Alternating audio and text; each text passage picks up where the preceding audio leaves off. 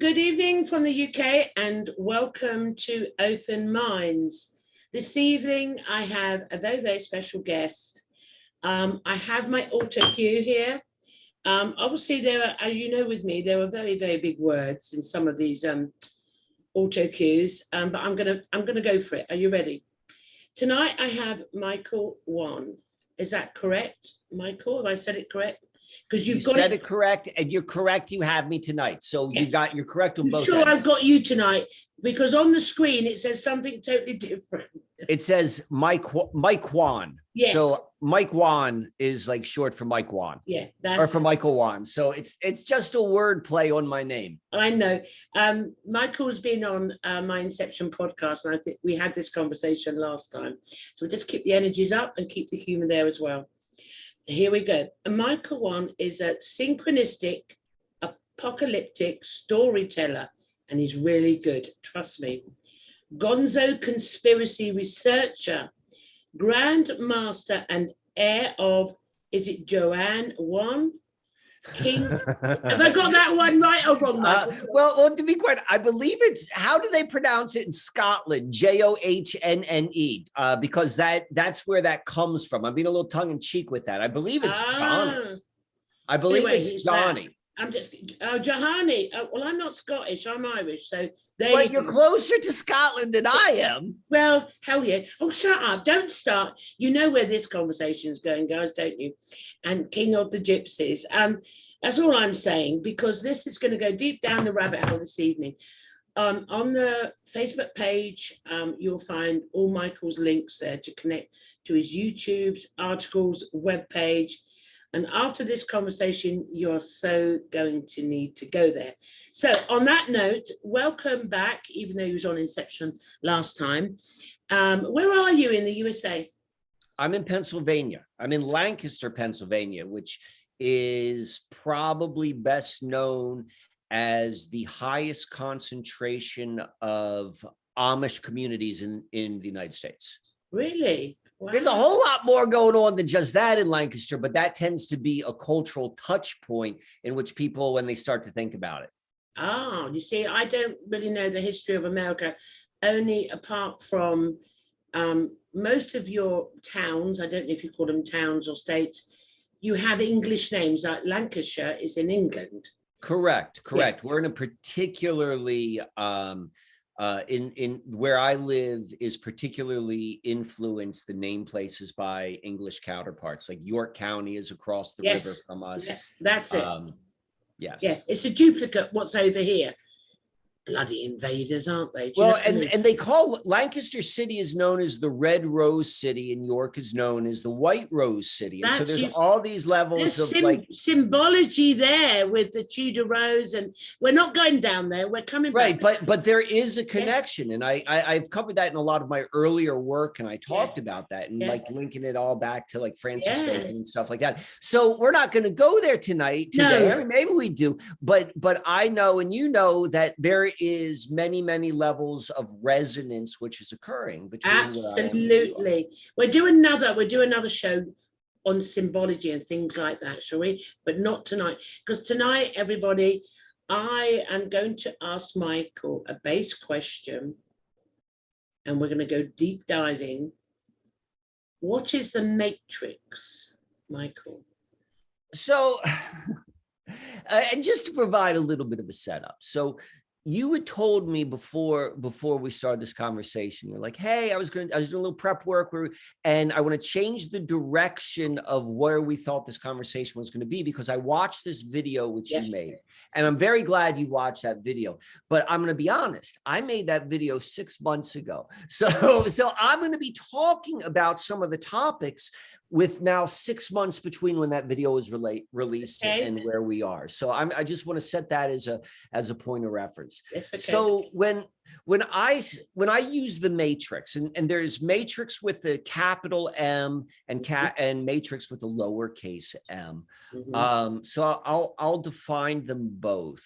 I will, in my own language, I call the matrix any false, with a lowercase m, any false reality. And we might need to go and define what false reality is, but I'll use this just for a touch point. A false reality is anything that only exists because we feed it, or said another way, without being fed, it disappears. And I'll give you one example, like a language. Every language, if it is a false reality, that's not to say that's not real, but it means that if people weren't feeding it by speaking it, by remembering it, by it would disappear. The government would disappear. My personal history would disappear. I'm not saying that false realities are necessarily a bad thing. I'm just saying that they're a thing, and it's part of the human experience. So when I say matrix, I'm talking about more or less interchangeable with false reality, and that's just a general concept. When I say the matrix, I'm referring to the dominant false narrative storyline, which is propagated primarily through, modern civilization, modern culture, globalism, all of that sort of stuff. And the point of the video, or one more thing I want to add before I stop talking, is the reason why I talk about the matrix and false realities is their very nature is that they're completely self-reflective.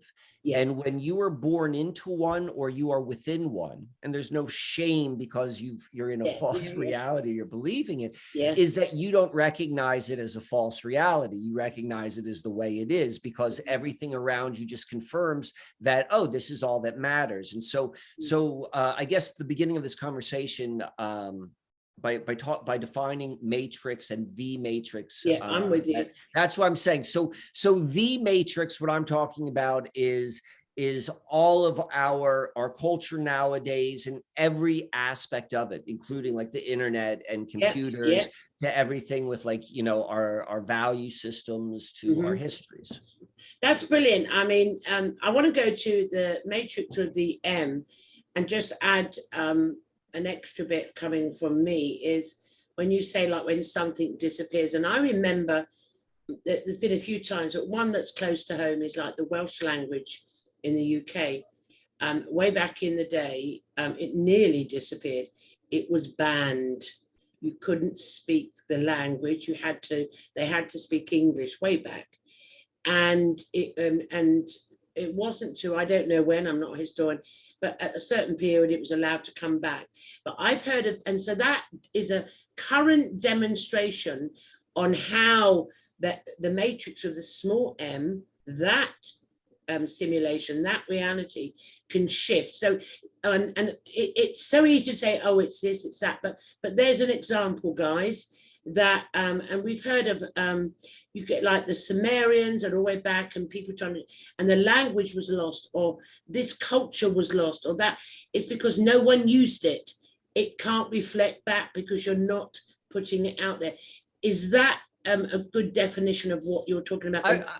I would say that definitely fits within an example of that. And maybe this might be helpful also.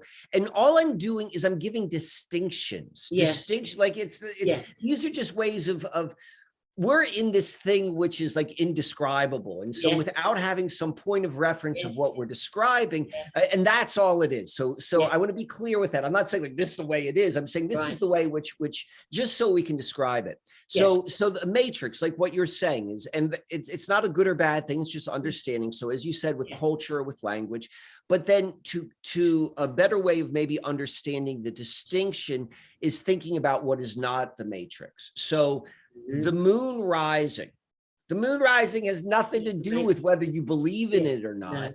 Like however you want to define what that white circle thing that rises in the sky and what that is. Like, I'm using the word the moon. But like when I call it the moon, yes, that's a matrix. But the very act of that phenomenon happening, like that has nothing to do with beliefs or anything. Like it's just gonna happen.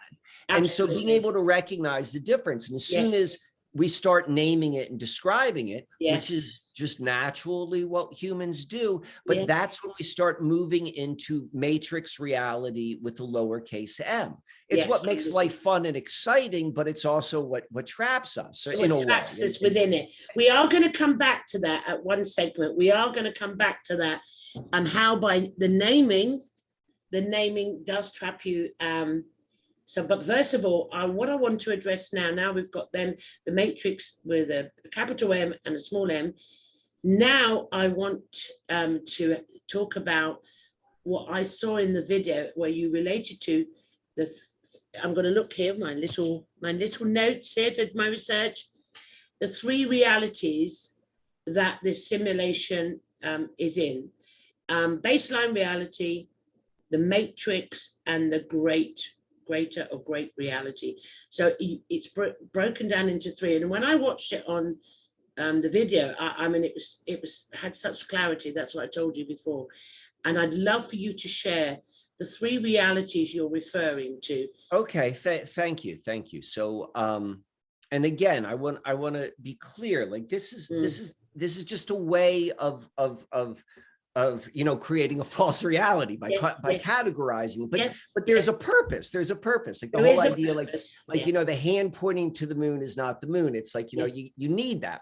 Yes. So that being said, the way I like to define things is first is this distinction between matrix reality and or false reality. Those are kind of interchangeable, and baseline reality. And so baseline reality to me is what we would call the natural world and all, parts of it. That's like that could be your body, that could be the trees, it could be all of that sort of stuff.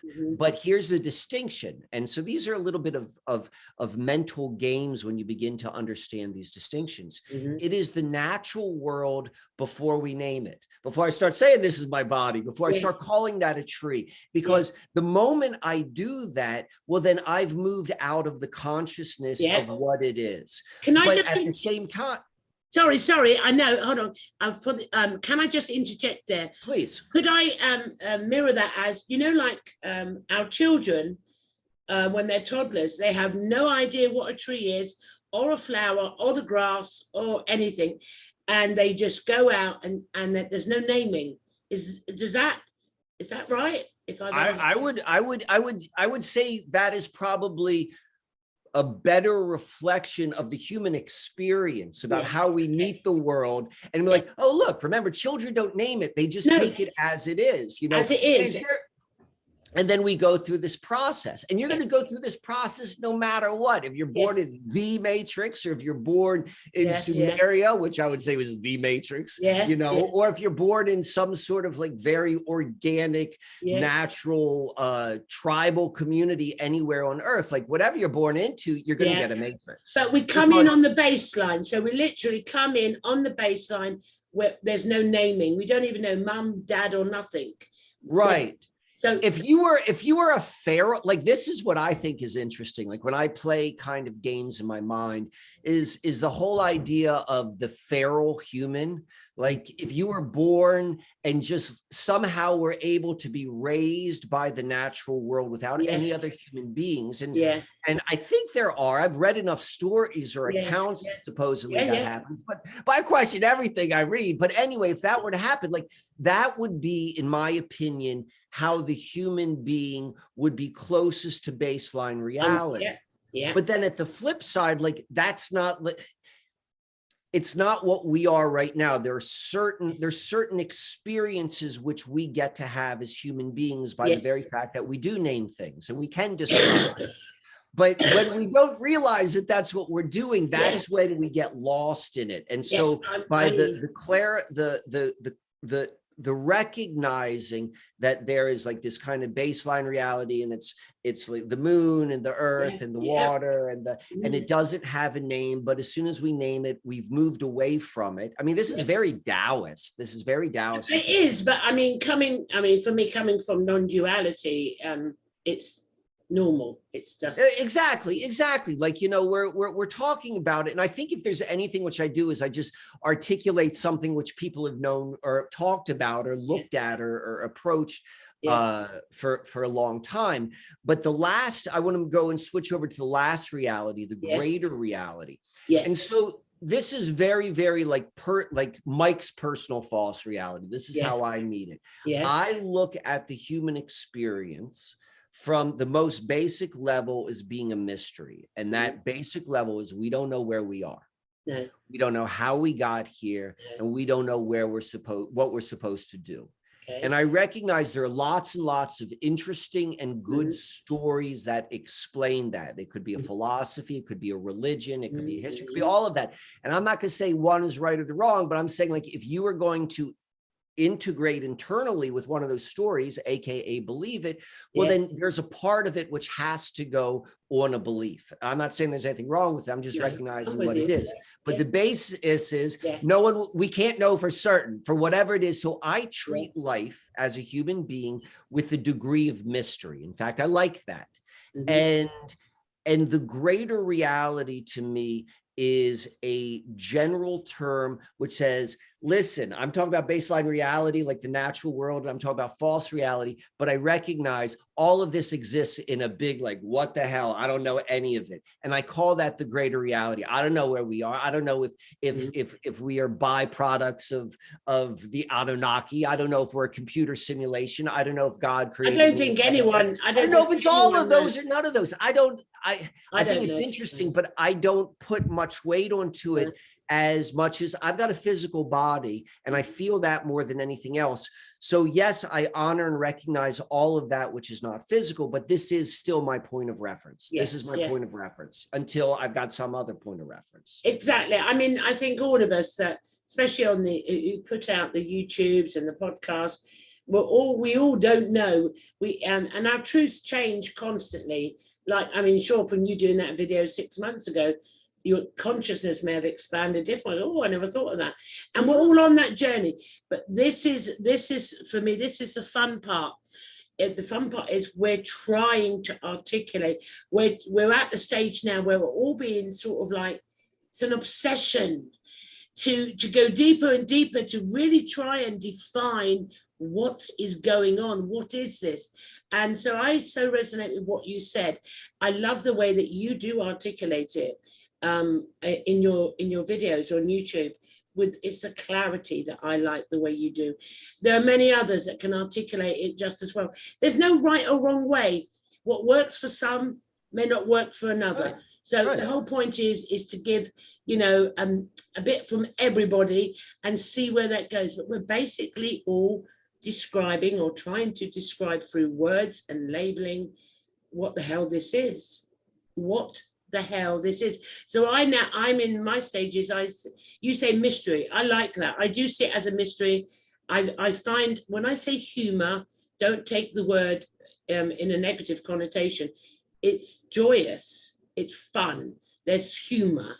I don't take it too seriously, even though I have to deal with serious things, so to speak. Does that make sense? Completely, yes. And humor is so important to the human being. Yeah. Okay, right. Now I've got so much to get in here. I'm going to keep cutting him off. He knows I'm going to do that. I want to ask you, we're going to pull back on a lot of these topics near the end, but what is the changing of the guards? Now, I listened to that.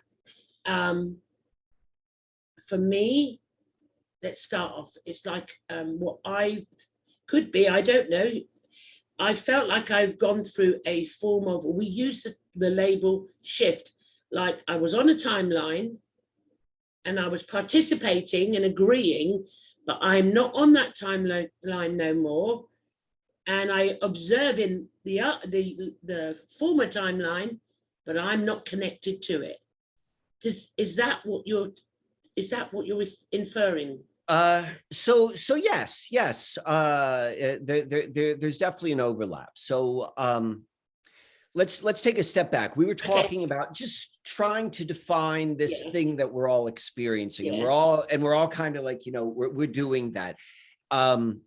that has been a path for a small percentage of human beings, regardless of culture or time which they live. Like, let's say 1% of all people would always they would be the mystics or the questioners, or they would ask these questions, and they would be a little bit separate from the group. And that's always existed. And so the questions which we're talking about are questions which people like us, who've been curious like us, have asked. Yeah. But there's something special which is occurring right now collectively, and that's this changing of the guards. Yes. And so what I would describe is the controlled reality of the greater matrix is changing form. Like, same people have always been charged, you're going to be in charge of the next one, but we're going through something. Like 50 years ago, yes, things were always changing, but we are at a very unique time. Like the way people live is really, really changing right now in a very material sort of way.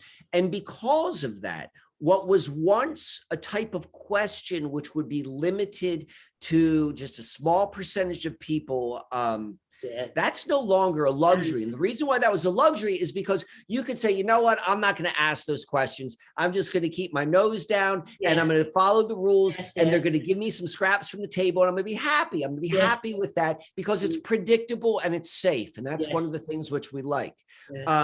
But now all of those the promises, the societal promises of if you go and you work 40 hours a week and you save your 10% and you do this, well, then when you hit 65, you're going to get like an allowance, and you're going to have your savings, and you get to have like a condo and some beach or something like that until you die 10 years later. So it's that's gone. It's all gone. Like those stories. And so because of that, there's something which is happening right now. So this is shocking to people. This is shocking to human beings, particularly those who are not articulating it with the clarity which I'm saying, because it's happening somewhere with them, but they're not even recognizing it. And if it's just happening in the unconscious, it's even more shocking. So what's going to happen is a person is, and if you're watching the show, you're not one of these people, but the reason why I'm explaining this is to have an understanding of what's going around you, and even an empathy and a more clarity with the choice you make. As reality is changing, literally, oh, well, to go outside, you're going to have this done and these scans and everything which is happening, the changes which are going to be different going forward. There's both a stick and a carrot to bring people along, and because the old world has been gone away and they're shocked and they're scared and all of the sort of things that go along with it, they're going to be more likely to go along with this path which is laid for them. Yes. Is that. I mean, I don't like the terminology, but I've heard people on this side of the coin call them sheeps and things. I don't like that. I don't use derogative terminology. I just wake up. But so that's what you're referring to. There is no awareness that what you're saying, that the changing of the guards, it's shifted. Well, it's becoming obvious right now. And that group of people who, and I agree with you completely. I don't like to use derogatory,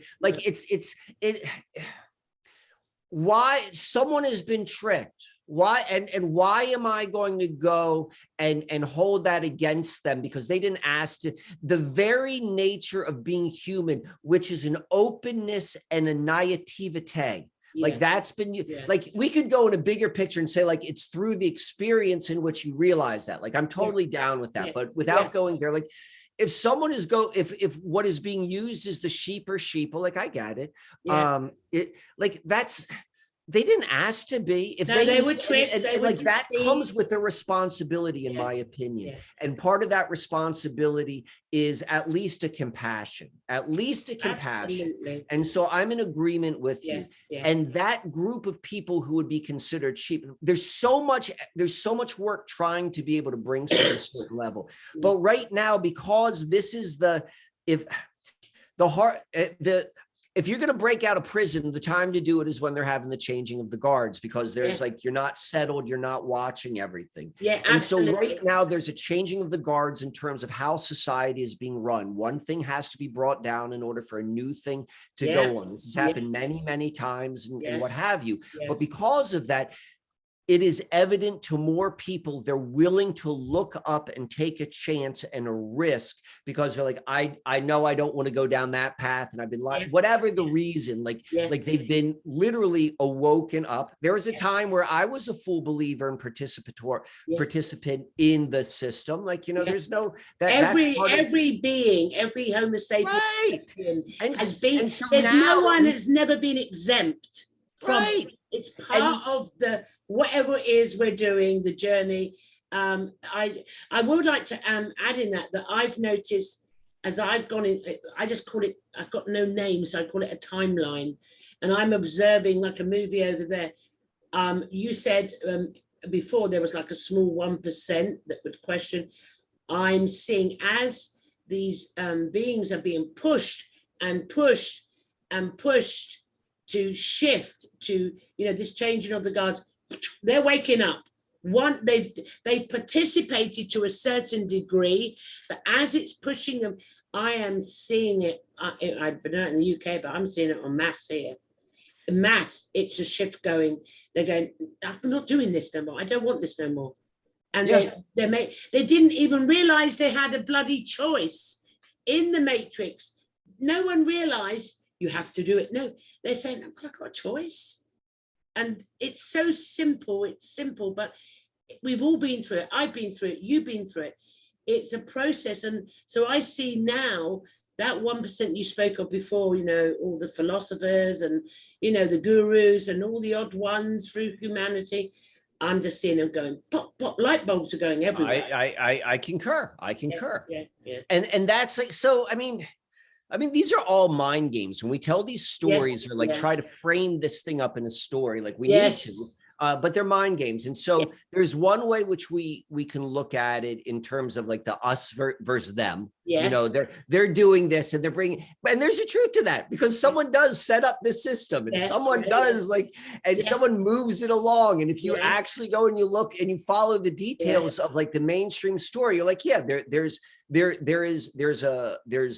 a controlled element, but then there's a bigger story, which is like, well, okay, well, this is also bringing about exactly what you're saying, is like, there becomes an awareness of your environment and yourself and all of these questions, which you would never even think to ask. Like now you're asking that.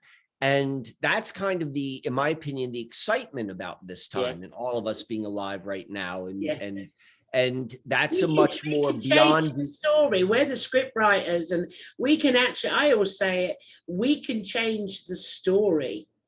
And in fact, the more that I mean, I want to go back to a few things a minute, but I want to hold here for a second, is that from a personal truth way back, I didn't realize I ever had a choice. I didn't realize it was a story. I didn't realize it was scripted and how it was connected. And once just a little door opens and you go, I have a choice. I wonder what will happen if I make a different choice. And then you're pushed to a point, make the choice, then boom, it just goes. And then, because that's bringing in, for me, on the individual singularity of a conscious being, limited conscious being, us, that then is the segue for me to come in and say to you, I know I'm taking bits from out of your video, but the parts that really I think are so relevant for the conversation, that takes us into this union consciousness. So if I've gone, oh, I'm going to make a different choice, and now they're going, boom, no, and in masses, is this the union consciousness that you spoke about? And if you could expand upon that, its definition in your YouTube video. We're now all coming together, me and you, and So, okay, so union consciousness, also to define it, should also be juxtaposed to like separation consciousness. Yes. So Separation consciousness is the act of naming something. The moment you name something, like the act of it, the act of naming something, by definition, you're saying this is separate from that. Yeah. And so, and I'm telling you, this is what it is. This is that. And so there's not necessarily, we're so conditioned to think wrong and right. It's not to say don't do that. It's recognizing that this is what that is. Like, and there's benefits of being able to go and to differentiate between my fingers and my palm. Like, you know, I have words so I can go and talk about something that way. But in a certain level, it's all the same. So union consciousness is it's, if anything, I would look at it as more of a technique. Consciousness is what you're observing and kind of how you're defining it. So those would be two parts of consciousness. And when you're applying union consciousness, there is an awareness, like, let's say that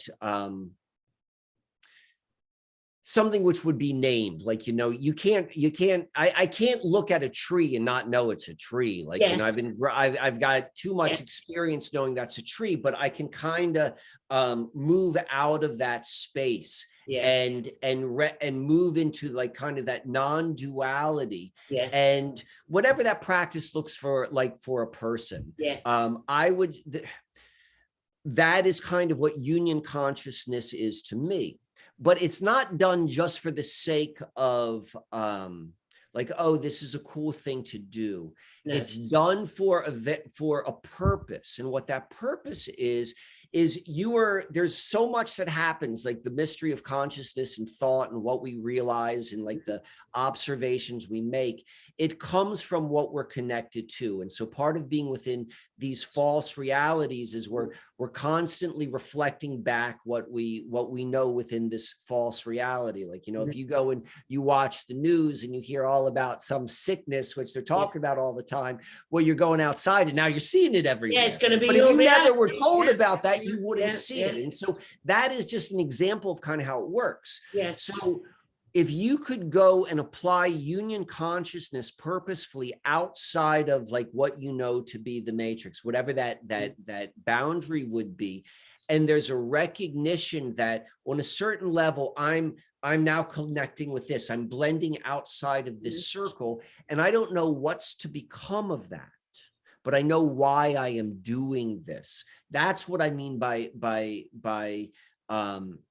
matrix or union consciousness. And I'd like to give a very specific example. If you do. So one of the things which I have really integrated on my day-to-day life over the last 6 months has been redefining how I interact with scheduling my time, AKA calendar systems.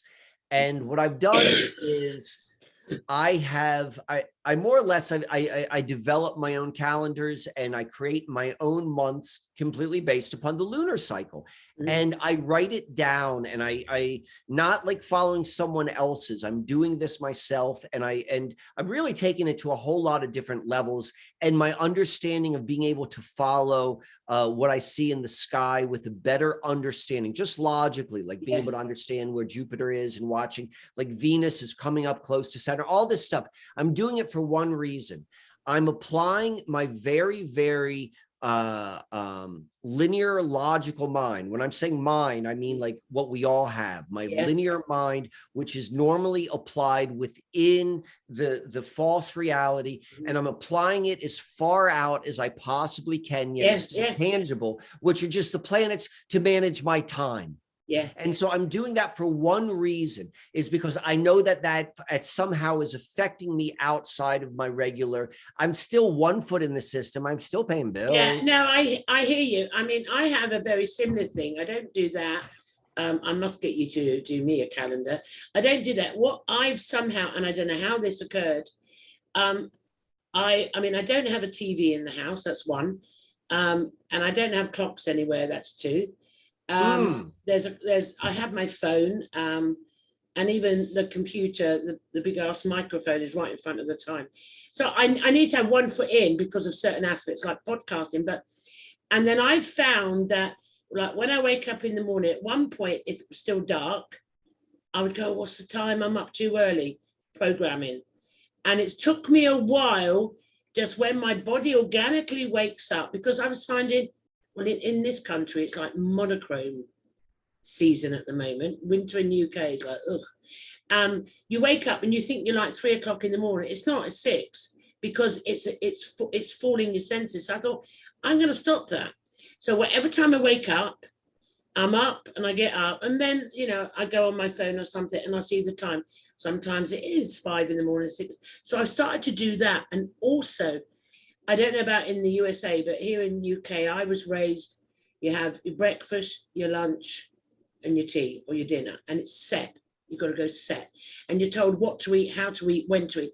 Well, what I've been doing is for good, I think the past year now, listening also to my body. I'm not looking for my dinner. And what I knew, I was breaking out of some routine that I needed to break out. Does that make sense to you? Without a doubt. To what you're doing with your calendar? Yes. It's almost exactly the same. And we meet it in our own lives with whatever we do. Yeah. And it's not so much, I think, in terms of like, part of it is like breaking out of maybe like a system, but it's, in my opinion, it's more so about this rewilding consciousness. Yeah. And so I'm stepping out, and I'm kind of grounding my decision making to something which is at least more objective than before, and I understand the logic. If So just for that reason. Yeah, not, like, it's not. But hold on. This is just so much fun. But then you could say the likes of me and you, we're actually in the process of creating the new matrix. Which is why I say, like, false realities aren't a bad thing. It's a human thing. Some false realities are better than other false realities, but the moment you are not a feral human, if you decide you don't want to be a feral human, and if you want to be a feral human, go be a friggin' feral human. But if you decide not to, I don't want to be a feral human just because I can't go back in time. It's going to be a false reality.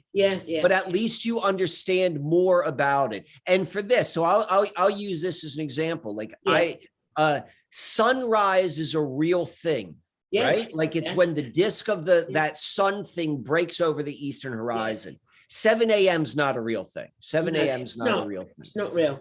It serves a purpose, but it's not a real thing.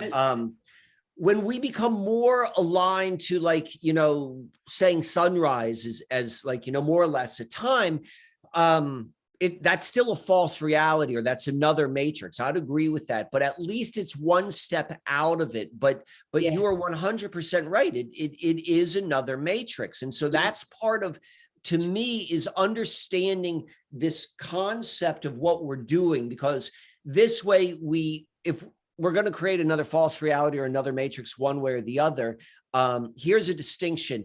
I would say the matrix with a capital T and a capital M is inherently, by definition, in aversion or in an inversion to the basic laws or regulations of how baseline reality works. You know, AKA we live in. Hold your horses. That is a mouthful. Expand on that. Break that down if you can.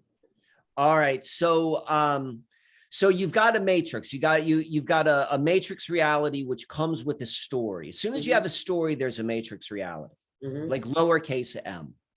And as I said, some false realities are better than others. And so this is what I mean by that, because better is kind of a subjective term. So if baseline reality is our point of reference, a false reality which is in harmony with baseline reality, in my opinion, is a better false reality than one which is at odds with it. And I would suggest that the reality, the capital T, capital M matrix, the mainline reality of the majority of human beings, or at least the one they're trying to create, is by definition out of harmony or an inversion of the rules of baseline reality. I'm with you. Can we just pump the brakes there? So to go a bit deeper on that, so are we, like when I was saying before, so basically we come in feral, like as children, we just, the world is magical. There's no naming. We don't even know that is a mum until someone tells us it's a mum. That is the magic of, are you saying that this is what we are returning to, even and through the increments of creating the next reality, the next subjective reality? Is that, am I understand, is that where we're going? So I don't know. This goes back to, like, I give myself caveats. And so I think that's the definition of saying there's a greater reality or accepting the human experience. Like, I begin with the fact that it's a mystery. And so what that enables me is be like, and you and I had this conversation last time. I'm like, I really don't know that.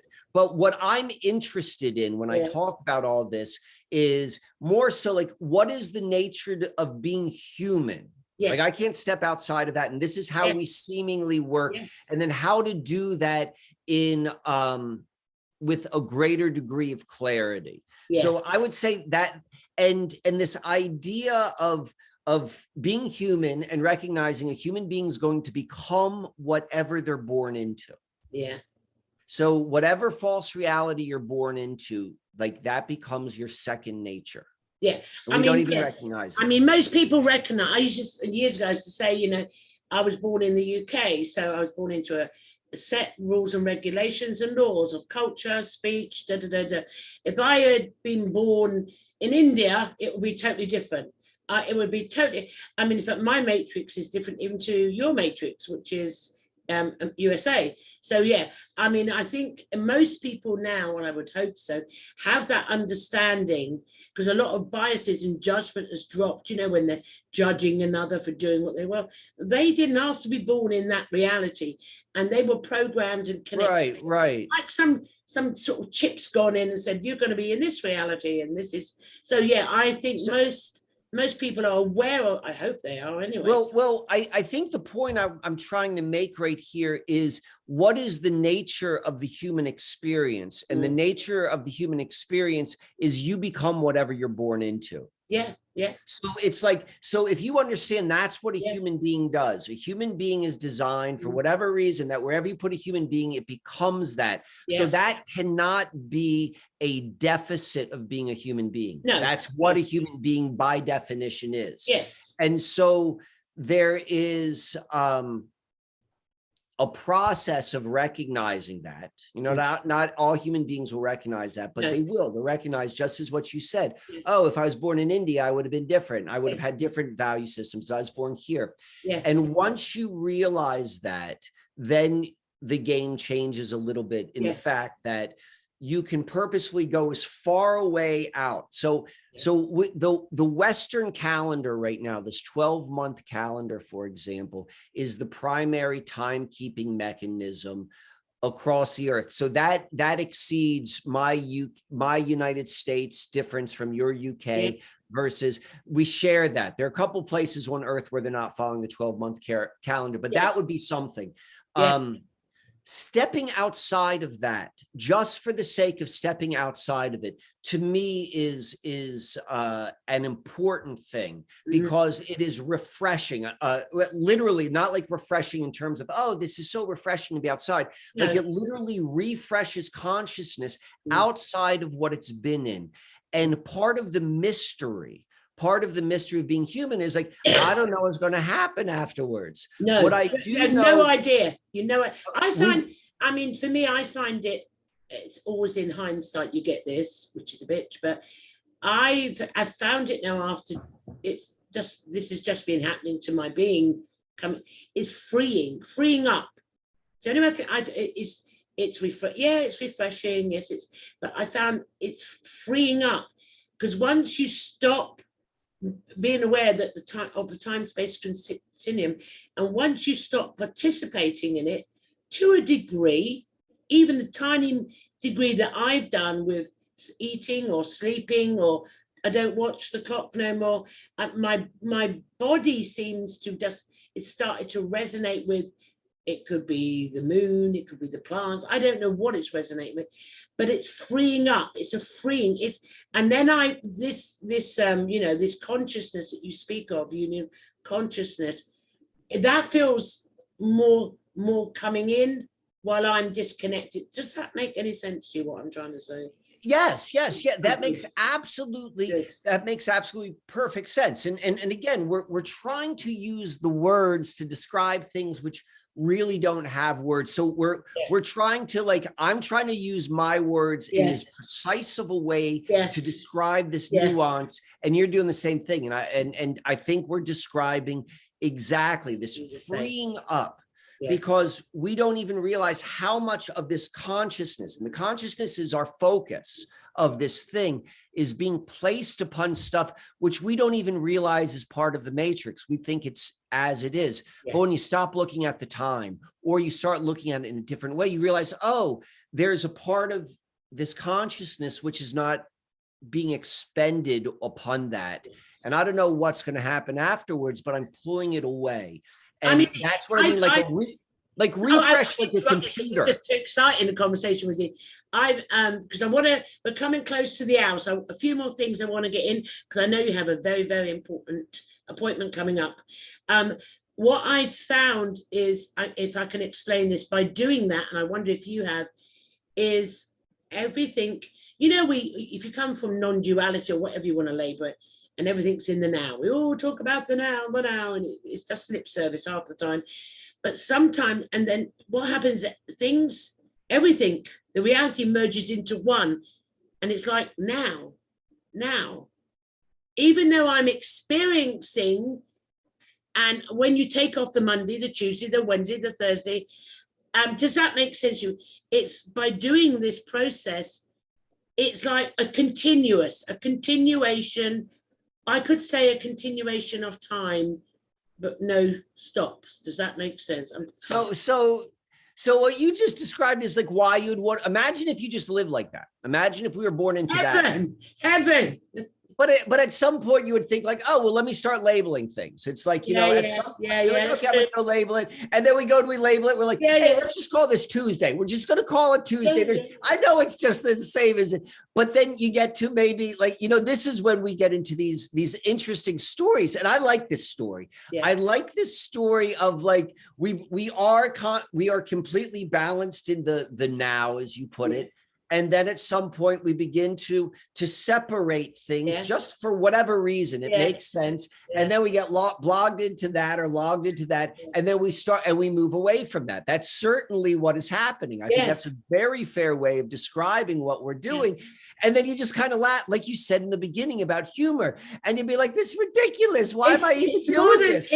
It's like, and the laughter is unbelievable. And you think, this is just so stupid. Why did I take it so serious? But however, there's something that, I call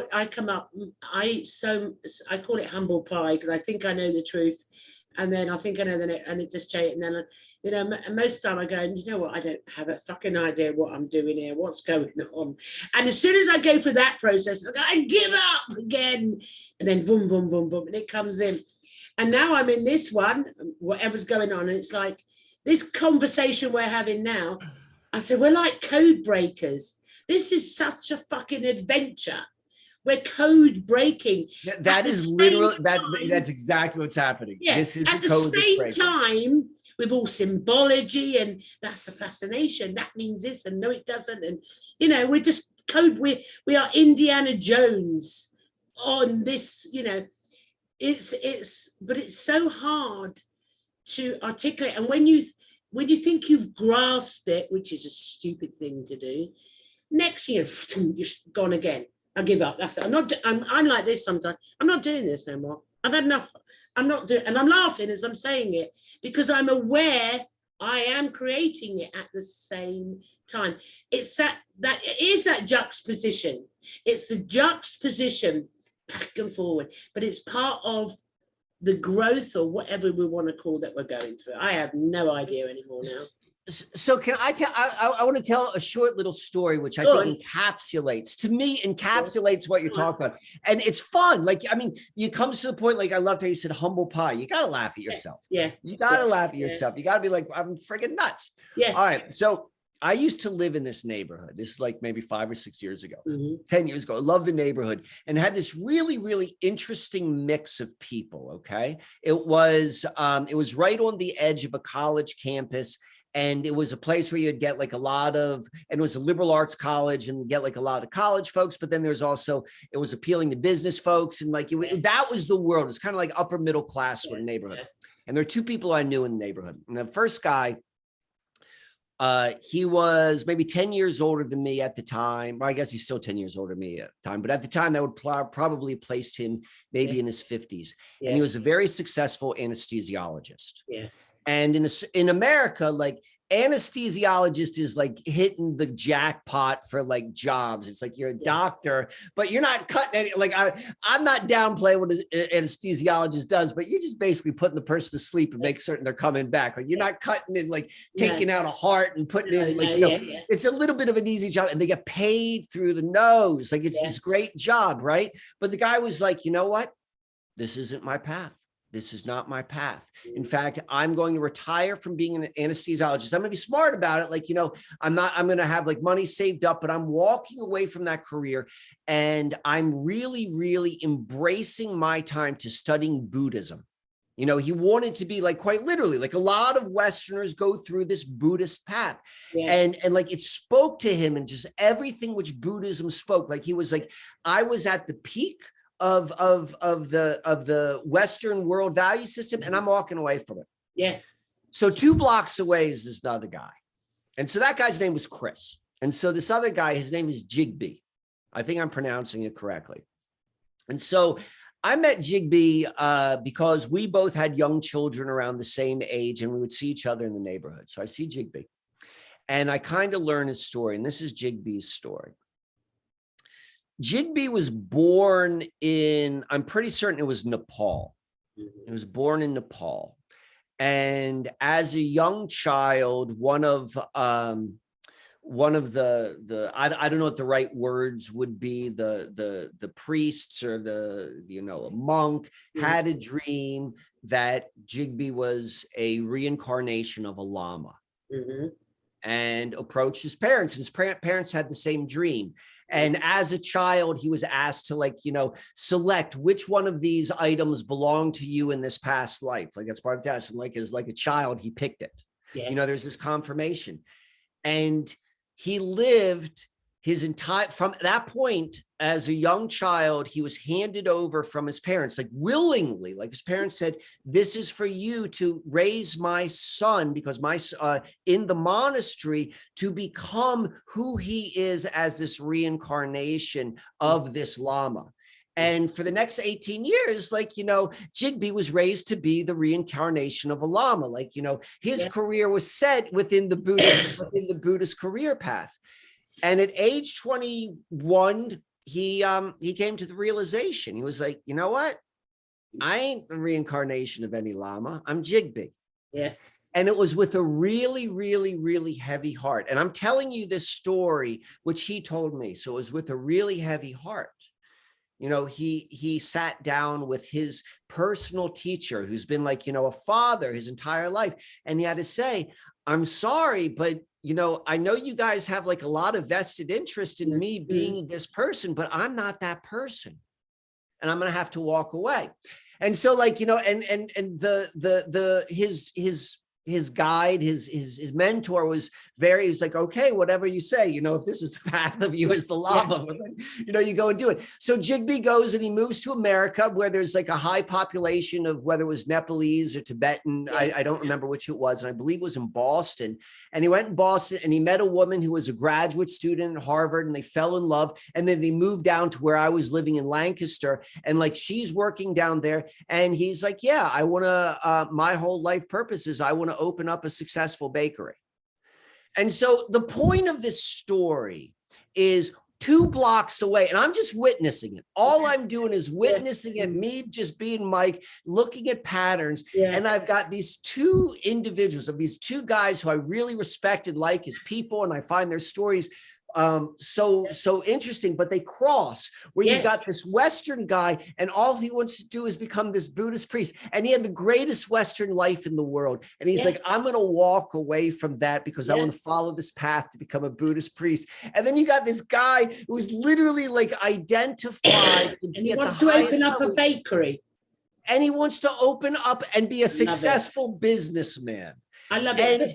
Looking at that, and you can't help but laugh. And that's like, to me, like when you like, it doesn't matter now, does it? It's like the juxtaposition and the dance and the, like, that is it. It's the dance. I learned long ago, it doesn't matter, even if you think it matters, it doesn't matter. And we can do that on an individual basis. You know, I can look back in this experience and go, I remember I was going to be this amazing nurse, and I became a nurse. And then I was going to be this amazing this, and then I was going to be amazing that, and then I'm amazing, and I did every single one. And the latter one was criminology. I'm going to be this. And when I look back now, I see every single time just what happened to your 2 friends. And you can see it, you can see the journey. And if you can see that within yourself and the humor of it, you can then see in others where they're going. And this is where I want to bring in again, where we don't judge, we don't label, be more empathic, more compassion. Because and I've always said it's fatal to say that person will never wake up. Trust me, if you'd seen me a good few years ago, you never would have fucking thought I would be where I am today. I mean, no way would have anyone thought. So I wanted to add that was, thank you for sharing that. I mean, that's a really good analogy for the audience. And, you know, it resonates with me. I've got 2 questions. I know you have to go. The 2 questions I have, okay, and I'm going to try and speak your language here, all right? How can we could you offer some tools to the audience, a couple of ways, analogies, how to escape the matrix? But could you please tell me, because you know I don't know, what is Susquehanna mystery? All right. 2 big questions, but I think I can handle them. All right. I was surprised too to see your nails. About my nails. Look at those. Look at my nails. What are you doing about my nails? I painted my nails. Well, I did not anticipate to see that festivity, and I was happy to see it. So, okay. I painted my nails because it just makes the hands look better. It's a fun thing. It excited my eyes. So here's a tool. What I think makes sense. Right. Is you identify something which is baseline reality. Yep. And then you want to bring your awareness to it and be playful with it, and look at things in all sorts of different ways. Because as I indicated with the Buddhist anesthesiologist story, is like, it doesn't matter. All the stories are going to break down. Doesn't matter which story or the other, it's going to break down. But you're going to have a story. It's the journey. It's the experience. So go to baseline reality and begin to, like, whatever naturally speaks to you. In that video, I talk about rivers and water, and I talk about interacting with them in a different way. And I say that water is, or a river is, a living symbol of the movement of life. Yes. And so the idea, you mentioned this a little bit earlier, and we talk about judgment. This doesn't have to do with, like, the moral thing to do, or at least my perspective. It's not morals or the right thing. And it's more so like what's like the smart thing to do right now. The smart thing is to like move out and recognize our own blind spots and move out of them. So right now, utilizing rivers to me, and I do this a lot in a new, different way, because a river is a living symbol of the movement of life on earth. And as we are moving from false reality times into new territory. And what I mean by that, not the territory which has been given to you as predictive programming in movies, but into something outside of that. You need to be able to connect with consciousness with something that fits what you want to do. And that's flowing water. Yeah. So then that's meeting that with a union consciousness. And it's one of those things, like, you can't learn to ride a bike by reading about it. You just got to go and practice. You have to go and I must say, in Michael's YouTube video, the links are all in the advert. He gives you examples and tools and talks you through exactly what to do, because the water one, I remember it, and then the bowl, and imagine the bowl coming up, because I listened to that. So these are all in his YouTube videos, and they're free on YouTube. And trust me, it is a sensible thing to do. And it's actually quite, I was blown away by them. They were so simple. There's nothing to do. There's just nothing to do. Try it differently. Just try something differently. But that is in that video that I watched about the water. So there are really two things which you want to do. Is you want to become aware of what you want to take out of your consciousness. Whatever you put your mind and your focus on, like, you're going to blend with. So you want to be aware of what you want to take out, and then you say, what do I want to replace it with? Like, that's really what it is. And then that's limited to you. Like, for example, you said you took out clocks. Like, that's a place which really tricks me up. Like, I can't help it. Like, I'm always like, what time is it? And I have a good sense of time, but I know that every time I do that, that's one of Mike's personal ones. That might not be someone else's personal one, but like that, those would be the tools. Ultimately, this is my opinion. I just put out this video, and this is a hard thing to describe over the computers.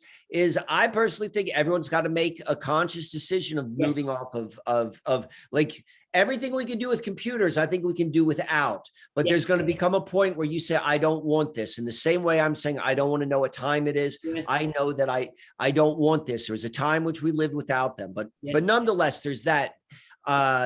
Did I answer that question, or maybe it's you did? No, you answered it, even with me interrupting you as I normally do.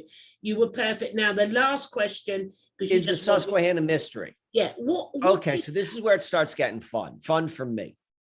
So what I just said about, like, with water is very, very general.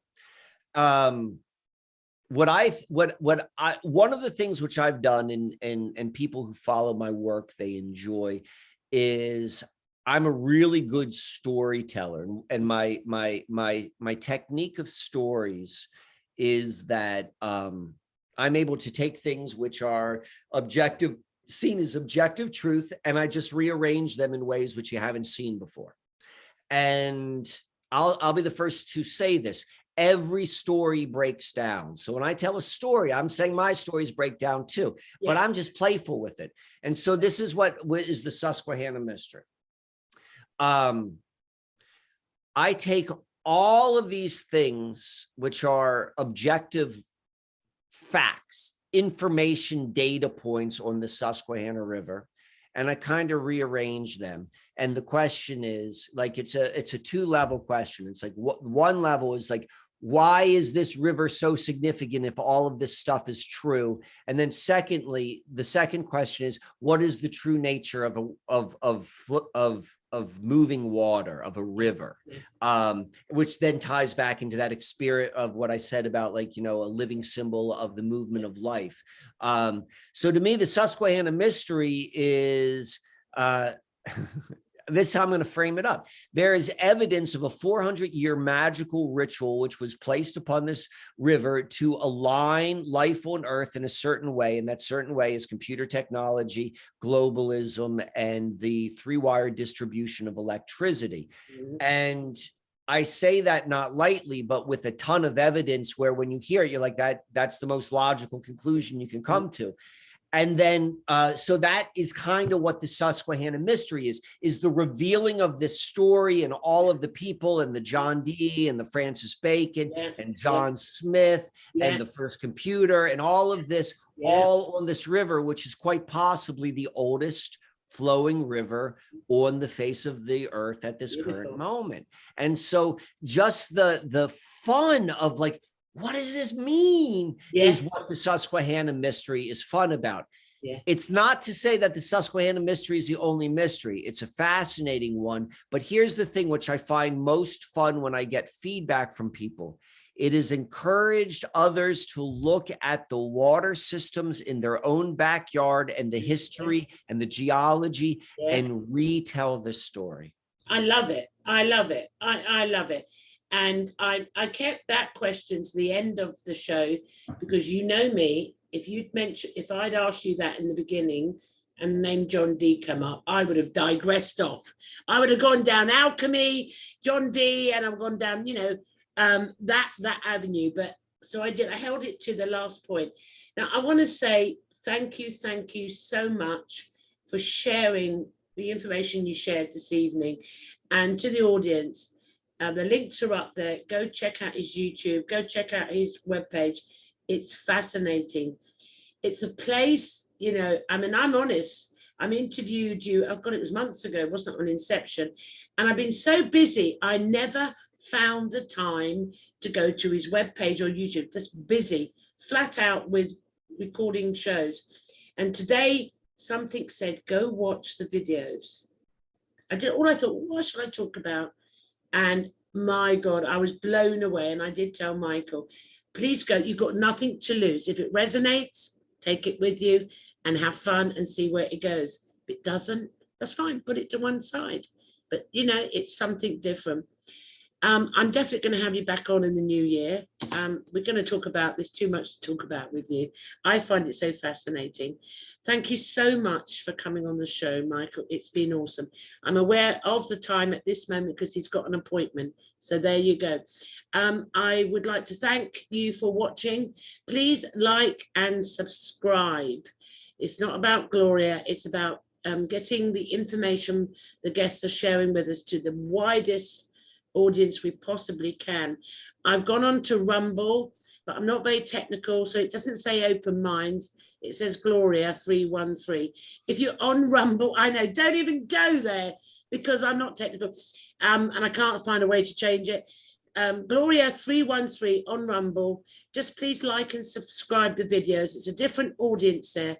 We try and get all of these messages out as far and wide as possible. And thank you for watching Open Minds. And Michael, until the next time, okay? Thank you so much. Until the next, can I say goodbye too? Hold on, let me think about it. Let me say goodbye. Gloria, thank you for having me on. This is always fun. I love the questions you ask me. And I am grateful for anyone who's watched this entire show. This was a great time. And in the new year, I look forward to continuing our conversation. Oh, hell yeah. We're gonna go all over the place. I look forward to it. You're more than welcome. And thank you so much. Until the next time, guys, from Michael and Gloria. Bye, everybody. Bye-bye.